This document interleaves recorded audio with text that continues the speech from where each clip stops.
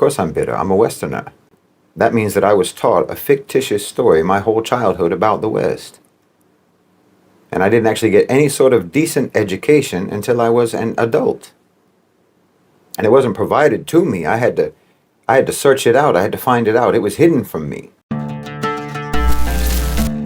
In today's video, I came across a clip of one scholar that I like featuring in this channel. This is one Shahid Bolsen from Middle Nation. He has always talked about the need for respect of minority groups. For instance, in United States, there are Black Americans who have been disadvantaged in many aspects. But what Shahid Bolsen is trying to explain here is the fact that respect to Black people or minority groups is what is needed to have a better understanding of who we are as a human population. So listen to this, then let's come back and share our thoughts together. I saw someone in the comment section the other day saying that, telling me that I shouldn't say the West, I should say Western imperialism to differentiate it from, oppressive Western policies. Okay, I don't know if you've ever known me to be imprecise in my choice of words. I say the West because that's what I mean. I also saw someone saying on the same video that I'm just bitter. How astute of you. Of course I'm bitter. I'm a Westerner. That means that I was taught a fictitious story my whole childhood about the West. And I didn't actually get any sort of decent education until I was an adult. And it wasn't provided to me. I had to search it out. I had to find it out. It was hidden from me. And what I found out was that I actually come from a civilization that never civilized. I came from a so-called civilization that is identical to abject primitivity. I came from a so-called civilization that's what you would expect from people who were raised by wolves. It's like your culture was dropped on its head as a baby. The brain of this so-called civilization has a deformed amygdala. The prefrontal cortex of the Western mind is missing. It's like a psychopath. So yes, I learned that I came from a so-called civilization, a so-called culture that completely failed to develop. We're like the moronic bully in school who pushes people around as a kid, never pays attention, never learns, never studies, and never changes. So that everyone that he bullied, eventually surpasses him in adulthood, in every conceivable way, in maturity, in skills, in knowledge, in intelligence, in career, in health, in relationships, in everything. While he remains a stunted man-child who nobody can stand, no one wants to be around. Well, that's the West. Every Westerner has been deprived by their ancestors of a history that they can be proud of. A history that gives them a chronological record of their development, their advancement as a people. Because the West is just as primitive, just as barbaric, just as shallow, just as selfish, petty, deceitful, and immature as they were 3,000 years ago. So I say West because I mean the West. You can't divorce imperialism from the so-called civilization that imperialism emerged from. This isn't even just about the endless crimes of the West against the rest of the world. No, I'm talking about the whole so-called culture, the so-called civilization that has utterly and miserably failed its own people. You literally had to suppress everyone else, oppress everyone else, burn, loot, and destroy everything that everyone else had, everything that they built, that everyone else built, everything that they accomplished, just so you could try to make your so-called civilization look developed, only by de-developing everyone else. You had to tie their hands and feet just to pretend that you could beat them in a race. And again, it's just like some dumb bully in school who cheats on his test, cheats on his homework. Okay, you'll get an A on the test, but you're still dumb. And you won't progress educationally at all. That's not going to benefit you. Your appearance of knowledge on a test you cheated on is short-lived. Whereas you can lock the smart kid in the gym locker, but he's still the smart kid. I mean, imagine, you go all around the world and smash up everything that other civilizations built, loot what they built, pillage, steal, even steal their ideas and their concepts and their philosophies. And then you sit on top of this mountain of stolen goods and declare yourself to be rich because of your own merit. And imagine telling this lie to your children, to your own children, to your grandchildren, generation after generation. How do you think that's going to go? You didn't invest in creating actual merit. You cheated, you lied, you stole, you brutalized. And then you tell your own people that everyone else in the world has nothing and you have everything because of how much better you are than everyone else. How long is that lie sustainable? I mean, these are people who actually have civilizations, who actually created and built and accomplished and didn't just pillage and plunder. And there's still those people today, even though you have oppressed them, they're still those same people. And you're still the way you are. Wallahi, the West let its people down. The West let their own people down. I mean, a good example actually is African Americans. I don't know if you can think of a people who were more held back, more deprived, more sabotaged than African Americans. You took everything away from them and took them away from everything. They started in your country at less than zero, literally regarded and treated as subhuman, not allowed to learn to read or write or anything for hundreds of years. But you see, they come from a people of accomplishment to one degree or another, not a people of piracy and theft and appropriation. They come from a people who created and built and developed in their own countries, in their own land. And even though you did everything that you could possibly do to suppress them, to hold them down, to hold them back, and you're still doing that until today, nevertheless, I don't think anyone can dispute the fact that African Americans have become a global cultural superpower. Culturally, they're a superpower. Whatever cultural soft power that America has in the global South, it's African American. And China, one of the most ancient civilizations on earth, over 4,000 years as an organized civilization. You tried to destroy them, tried to poison that society with opium. America has tried for decades to destabilize and undermine and sabotage China. And they're totally surpassing. Today, they're surpassing you in everything. Their technology is better than yours. Their relations with the rest of the world are better than yours. Their economy is healthier than yours. Their schools are better than yours. Because they are a people with a history of actual homegrown accomplishment and development. And people like this, with a history like this, with a legacy like this, simply cannot be held back for any length of time by a people who do not have a similar history, people who have never actually invested in their own civilizational development. And that's the West. You're going to get left behind. You're going to get surpassed, and you are going to end up being nothing more than a footnote in history. Because the peoples of the world who have genuinely developed civilizations cannot be kept down indefinitely. No one, for example, bounced back from Western imperialism and colonization faster than the Muslims. Because our foundations are too strong. Our history is too strong.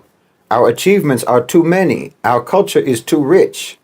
Our beliefs are too powerful. You could only inflict superficial damage on us. The whole history of Western colonialism in the Muslim world only amounts to a flesh wound. Our empire was never based on being a political entity. Political governance was a byproduct of belief. Our empire was an empire of faith.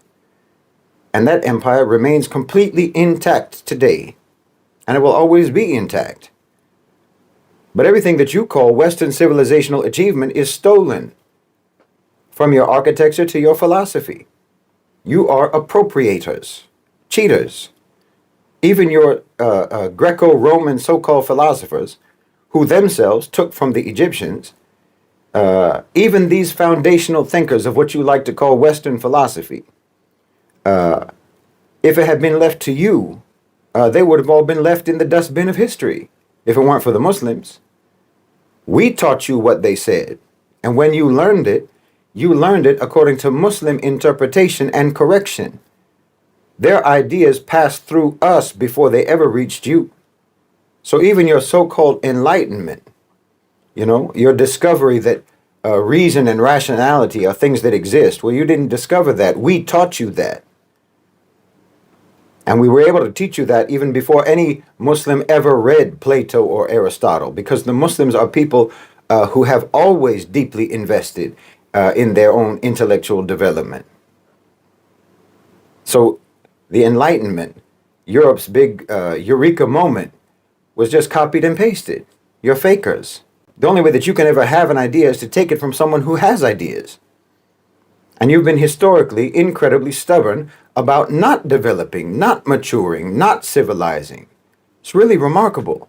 I mean, look, even Christianity, when they tried to spread Christianity, even this corrupted version of the teachings of Nabi Isa alayhi salam, the Prophet Jesus, peace be upon him, when they tried to spread this in Europe, they cravenly adapted it to incorporate already existing pagan ideas, polytheistic beliefs, festivals, practices, and so on, until it bore no resemblance whatsoever, not only to the, didn't bear any resemblance not only to the original teachings of the Prophet Jesus alayhi salam, but not even to the version of Christianity that's followed in the Middle East. Your Christianity was just a repackaging of paganism. Because again, you are dead set against developing. You're dead set against developing intellectually, spiritually, morally, and in every other kind of way. I'm telling you, your ancestors have betrayed you. They betrayed you because they never bothered to invest in your future. They never bothered to actually create and develop as a people. And they only took and stole and pillaged and pretended. So they did not bequeath to you any sort of civilization that contributed genuinely to mankind. It's a so-called civilization only obsessed with destruction, with destructive power, with annihilation, with violence and death. It literally resents development. It resents advancement and creation and building and achievement. It's incredibly negative and dysfunctional. It's incredibly harmful. You literally measure power by its ability to destroy, not to create, by the ability to oppress, not to uplift. And look, before you misconstrue what I'm saying, this has nothing to do with skin color. It has nothing to do with your so-called race. None of this is innate in anyone's DNA. That's an obscene notion. Thinking that way is in and of itself symptomatic of colonized thinking, of westernized thinking. You know, this attribution of character traits to physical traits. The attribution of virtue or lack of virtue to genetics. Attributing spiritual qualities to superficial qualities. No, this has nothing to do with that. This is about culture. It's about the legacy of a culture that never matured. A legacy left to the descendants of people who thought predation and pillage was better than creation and innovation and knowledge. A legacy of underachievement as a so-called civilization that thought the ability to take from others was the same thing as merit.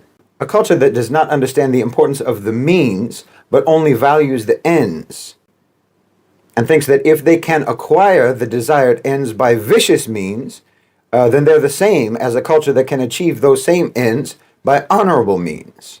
Like I said, it's just like a cheater, you know? It doesn't matter how I win the race as long as I win. That's the Western attitude. So even if I win by chopping off the legs of the other participants, I can still consider myself to be the best and fastest runner. You see? Even if I'm not genuinely an athlete, even if I'm not actually even fast, even if I never trained and I have no discipline and I have no ability, I get to call myself an Olympic champion as long as I can get that gold medal, even if the way that I get that gold medal is by shooting the actual winner of the medal and stealing it off his chest.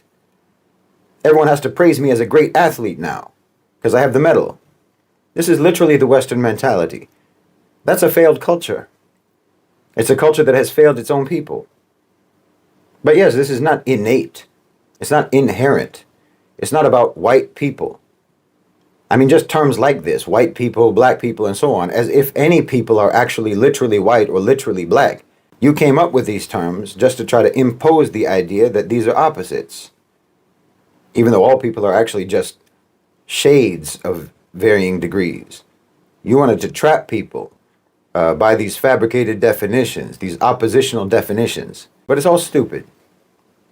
Again, this is your biggest contribution to humanity that really came from you, imposing a color code on the human race. No, I'm telling you this so that you can recognize that your ancestors failed you. Your culture has failed you. Your so-called civilization has betrayed you. And you should try to come to terms with that fact so that you can potentially free yourselves from it. Because as I've said many, many times, your own so-called civilization mistreated you before it ever became powerful enough to mistreat people outside the West, they brutalized you and they brutalized your ancestors long before they ever reached out beyond their borders and started brutalizing everyone else.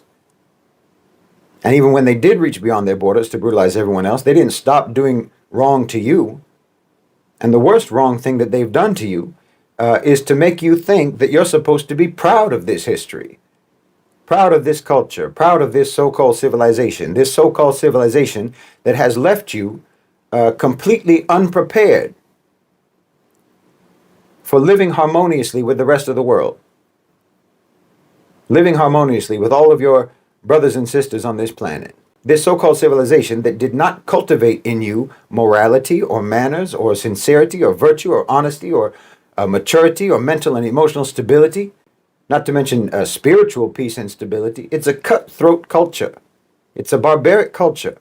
And it has left you completely at a loss as a people. And yes, it has made you despised. It has made you blamed. And it has made you resented because of your history and because you keep repeating that history with every new generation. See, when I say things like this, Westerners get defensive, and that defensiveness is symptomatic of exactly what I'm talking about. They'll say, let's not dwell on the past. Okay, let's not. Let's look at right now, today. And you try to show me how today is any different from the past. And this is why you get defensive. Because you know that when I talk about the crimes of the past, you can't with any honesty disavow the crimes of the past because those crimes are ongoing. And those crimes are protected precisely by your defensiveness. Well, this is a catastrophic trap that you're in. And you have to get out of it before you sink into oblivion. And no one can help you get out of it. No one is obliged to try to help you get out of it. You have to do it yourselves. Which again is not something that your whole culture or your so-called civilization has ever prepared or equipped you to do. That's what I mean about how a cheater ultimately only cheats himself. You know, when you're a plantation owner and you lose your slaves, well, you lose your crops as well, and you have nothing because you never learned how to grow anything yourselves. You're not farmers. You're like the king in Hamlet, who knows that he can never sincerely repent for his crime because he retains the crown for which he did the crime. And you don't want to relinquish your ill-gotten gains. You don't want to give up that stolen crown. So you get defensive instead of repentant. And there's no solutions for you in your own history. No return to traditional values or what have you. No, that's not going to help you. I mean, trying to go back and emulate the very ancestors who failed to build a genuine civilization and who set you on the very path to oblivion that you're on now, that's not a remedy. So-called Western civilization is a myth, and you're not going to find any solutions as long as you hold on to any belief in that fiction. Your history does not contain any guidance for you, except insofar as it shows you very clearly how not to be. You need to stop digging in those empty pockets. I mean, if you dig into the pockets of Western history, all you're going to do is get your hands stained with blood. Like I've talked about before, your history, your origin in the wilderness of Europe, it was harsh. You were in a harsh environment, cold and formidable. And you took the attitude, your ancestors I'm talking about, took the attitude that violence and dominance were the only means for survival. And this attitude pervades all aspects of your culture, from colonization to marriage, from international relations to relations between the sexes. You can go as deep as you want analyzing that society, Western society, and you can see how this primitive attitude manifests on every level of that society and that culture. And then there's all the lies that you have to tell each other and tell yourselves. Because the West eventually did encounter genuine civilizations, and so they wanted to pretend that they too were civilized. So they espouse all these values and principles and so on that they never adhered to and don't really even understand. And this is where so much of the cognitive dissonance comes from. Because yes, you do have an untarnished human nature, what in Islam we call the fitrah, the intrinsic good human nature that's buried inside you. And that conflicts with your society. It conflicts with your history. It conflicts with your actions, and it conflicts with your ideologies. And you have two ways to try to deal with that conflict. Either you actually resolve the conflict, or you just plaster it over with propaganda and indoctrination and lies. But your culture is a tumor, and it will devour the West in its entirety, just as it devours the conscience of every individual Westerner, unless they undergo some kind of psychological, civilizational radiation therapy. Just as a body rejects and struggles against a tumor, your own conscience rejects and struggles against your history, your culture, and your so-called civilization. I mean, you're really in the same struggle as the rest of us, in a way, because the West has been a parasitic tumor on the whole of humanity for centuries. And we've been resisting it. And you should too. Because it isn't any healthier for you than it is for us, truth be told. And that's the only reason why I'm telling you this. But you get defensive. And you want to pretend that that tumor is actually a vital organ. Well, it isn't. You can, just like anybody else, you can actually change. You can actually become what you claim to already be. But that can only happen once you recognize and acknowledge that you aren't now what you claim to be. And then you can start learning, inshallah, from the people who really are the thing that you claim to be, which is civilized. One of the reasons why I like bringing Shahid Bolsen to this channel is because he is somebody who speaks his mind, and there is a way in which he speaks them in a certain manner that really evokes some deep introspection for anybody listening to it. So if you listen to what he has just elucidated there, he's kind of saying that the West has looked at itself, and people from the West think that they have some moral high ground, that they think they are better off than any other person.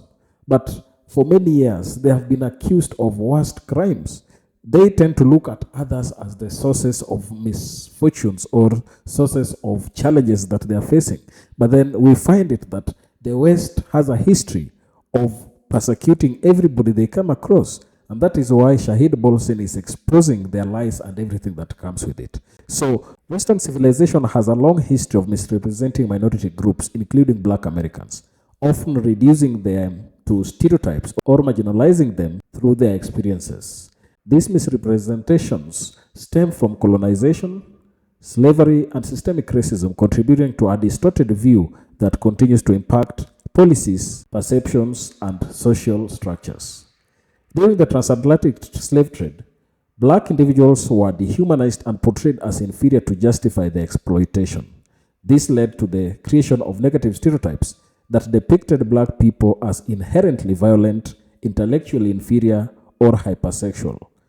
In literature, art, and media, these stereotypes were reinforced and widely propagated. For instance, Black men were often portrayed as dangerous or aggressive. These portrayals had a long-lasting effect on the social and economic status of Black individuals, limiting opportunities and affecting public opinion.